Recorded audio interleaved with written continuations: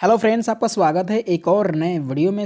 आज की ये वीडियो बहुत ही ज़्यादा महत्वपूर्ण होने वाला है, क्योंकि आज के इस वीडियो के अंदर हम हिंदी के 25 जो अति महत्वपूर्ण बहुविकल्प प्रश्न हैं वो हम आज के इस वीडियो के अंदर देखने वाले हैं। तो जैसा कि आपको पता होगा कि आप लोगों की बोर्ड एग्जाम की परीक्षा 22 फरवरी से स्टार्ट हो रही हैं और उसमें 10 नंबर का बहुविकल्पी प्रश्न आता है। तो मैंने जो बहुत ही ज़्यादा महत्वपूर्ण 25 बहुविकल्पी प्रश्न उनको लिया हूँ और इस वीडियो में रखा हूँ। तो आप लोगों को इन सभी प्रश्नों को तैयार करके ही बोर्ड एग्जाम में जाना है।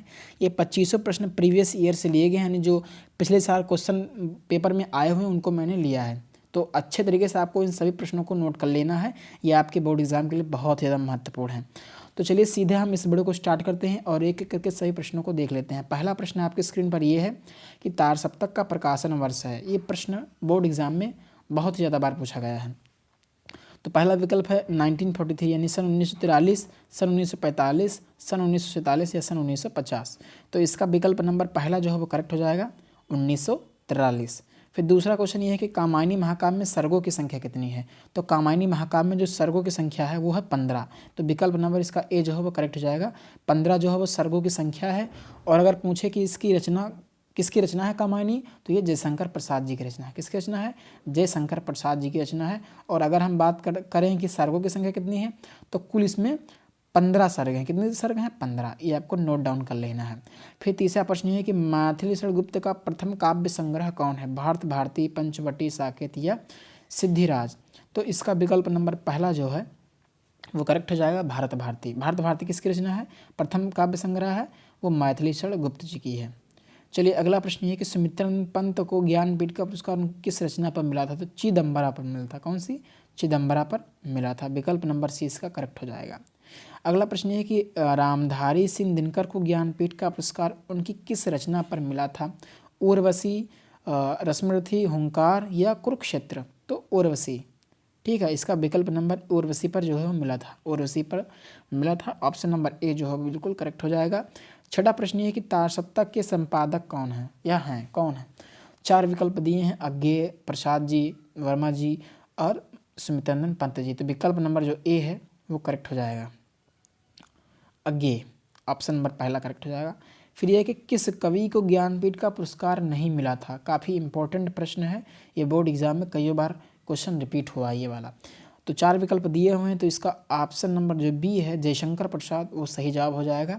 जयशंकर प्रसाद ऐसे कवि हैं जिनको कि ज्ञानपीठ का पुरस्कार नहीं मिला है, इसको आपको नोट डाउन कर लेना है।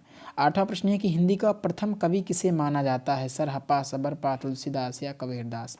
तो सरहप्पा को जो है हिंदी का प्रथम कवि माना जाता है। विकल्प नंबर ए जो है करेक्ट हो जाएगा। 9वां प्रश्न है कि कौन सी जो रचना है वो सुमित्रानंदन पंत जी की नहीं है? तो इसमें ऑप्शन नंबर जो ए है वो करेक्ट हो जाएगा। ये भारत भारती जो है वो मैथिलीशरण गुप्त जी की रचना है। पूछा है कौन सी रचना सुमित्रानंदन पंत जी की नहीं है? तो पल्लव, चिदंबरा और ये क्या है? लोकायतन। लोकायतन रहेगा यहाँ पे, लोकायन लिख गया है लोकायतन। तो लोकायतन हो गया आपका, पल्लव हो गया और चिदंबरा हो गया। लोकायतन ता छूट गया इसमें, लोकायतन, पल्लव, चिदंबरा ये सुमित्रानंदन पंत जी की रचना है। परंतु जो भारत भारती है वो इनकी रचना नहीं है।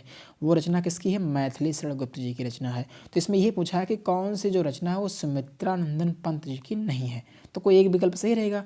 तो भारत भारती नहीं है, बाकी ये तीनों लोकायतन ता यहाँ पर लिख लेना, लोकायतन, पल्लव और चिदंबरा। और चिदंबरा पर ही इनको ज्ञानपीठ का पुरस्कार भी मिला था, इस बात को भी आपको ध्यान में रखना है। हिंदी साहित्य के किस काल को स्वर्णकाल कहा जाता है? भक्ति काल, आदिकाल, रीतिकाल या आधुनिक काल। तो भक्ति काल को हिंदी साहित्य का स्वर्णकाल कहा जाता है। और फिर आंगन के पार जो द्वार है वो किसकी रचना? चलिए इसको सही कर लेते हैं। तो 4 विकल्प दिए हुए हैं, अज्ञेय, जयशंकर प्रसाद, महादेव वर्मा या अयोध्या सिंह उपाध्याय, हरिओद। तो ये अज्ञेय जी की रचना है, आंगन के पार द्वार।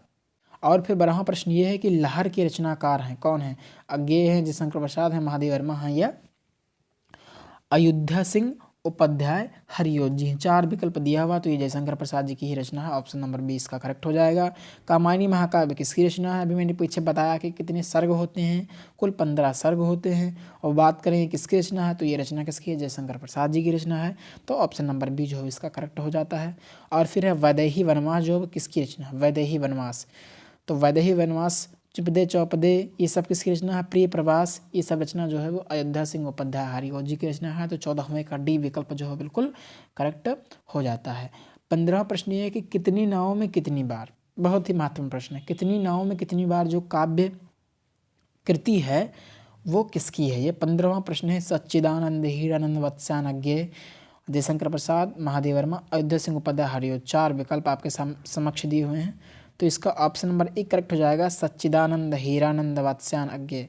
विकल्प नंबर ए जो है इसका करेक्ट हो जाएगा, यानी ये इन्हीं की रचना है। और फिर अगला प्रश्न ये है कि हरी घास पर छड़ पर कृति जो है वो किसकी रचना है। हरी घास पर छड़ पर कृति जो है वो किसकी रचना है, तो इसका ऑप्शन नंबर जो ए है वो बिल्कुल करेक्ट हो जाएगा, अज्ञेय जी की रचना है। ठीक है, चलिए आगे बढ़ते हैं। अगला प्रश्न, साहित्य लहरी के रचयिता हैं।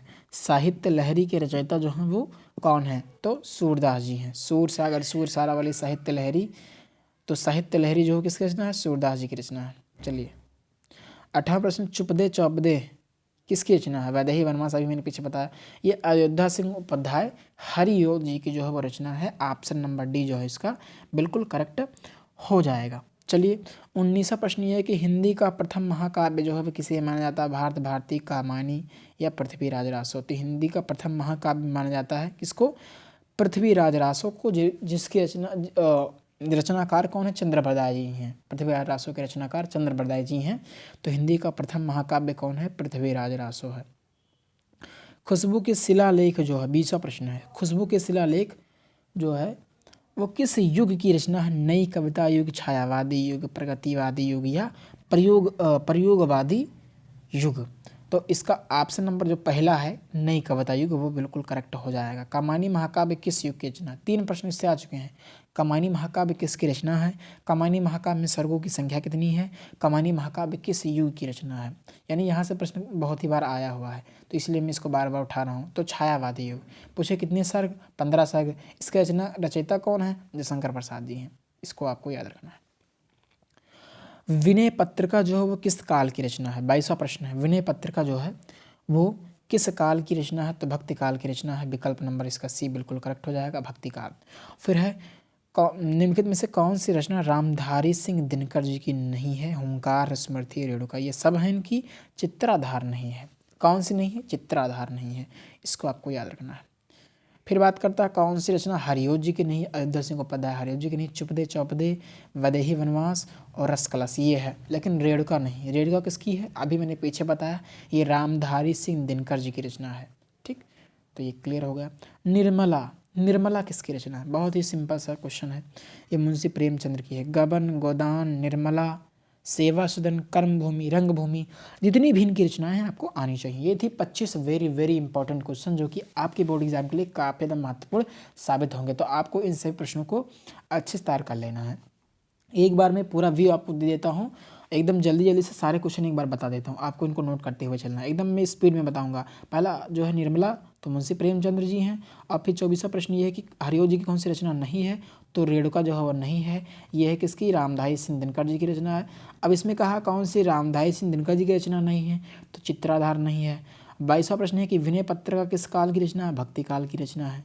फिर 21वां प्रश्न है कि कामायनी महाकाव्य किस युग की रचना है, तो किस युग की रचना है, छायावादी युग की रचना है। ऑप्शन नंबर ए करेक्ट हो जाएगा। खुशबू के शिलालेख किस युग की रचना है, नई कविता युग की रचना है। और फिर 19वां प्रश्न है कि हिंदी का प्रथम महाकाव्य पृथ्वीराज रासो, रचनाकार चंद्रबरदाई जी हैं। चुपदे चौपदे, अयोध्या सिंह उपाध्याय हरिओ जी हैं। साहित्य लहरी, सूरदास जी हैं। और फिर है हरी घास पर छड़ पर, अज्ञेय जी हैं।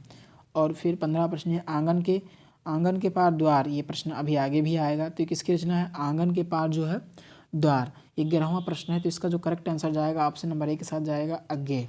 और फिर है कितनी नाव में कितनी बार, सच्चिदानंद हीरानंद वत्स्यानज्ञे। फिर है वैदेही वनवास, अयोध्या सिंह उपाध्याय हरिओद। और फिर है कामायनी महाकाव्य किसकी रचना है, जयशंकर प्रसाद जी की रचना है। और फिर बात करें लहर के रचनाकार कौन है, तो जयशंकर प्रसाद जी हैं। अब फिर बात करें आंगन के पार द्वार, वही प्रश्न, तो ये जो है वो अज्ञेय जी की रचना है। और फिर अगला प्रश्न ये है कि हिंदी साहित्य के किस काल को स्वर्णकाल कहा जाता है, तो भक्ति काल को कहा जाता है। और फिर 9वां प्रश्न ये है कि सुमितन पंज की कौन सी इसमें जो है रचना नहीं है, तो भारत भारती किसकी रचना है, मैथिली शरण गुप्त जी की रचना। 8वां प्रश्न है कि हिंदी का प्रथम कवि किसे माना जाता है, सरहप्पा को माना जाता है। और फिर 9वां प्रश्न है कि किस कवि को ज्ञानपीठ पुरस्कार नहीं मिला है, बहुत ही इंपॉर्टेंट प्रश्न है, जयशंकर प्रसाद जी को जो है वो नहीं मिला है। फिर तार सप्तक के संपादक हैं, कौन है तार सप्तक के संपादक, तो अज्ञेय जी हैं। और फिर अगला प्रश्न है कि रामधारी सिंह दिनकर की किस रचना पर ज्ञानपीठ का पुरस्कार जो है वो मिला था, उनकी किस रचना पर ज्ञानपीठ का पुरस्कार मिला था, ये 5वां प्रश्न है। तो उर्वशी पर मिला था, उर्वशी पर मिला था। ऑप्शन नंबर जो विकल्प ए है वो करेक्ट हो जाएगा। किस रचना पर पंत जी को मिला था, चिदम्बरा पर। किस पर, चिदम्बरा पर। प्रथम काव्य संग्रह किसका, मैथिली शरण गुप्त जी का, तो भारत भारती। दूसरा प्रश्न है कि कमानी महाकाव्य में सर्गों की संख्या कितनी है, तो 15 है। कितनी है, 15 है, 15 सर्गों की संख्या है।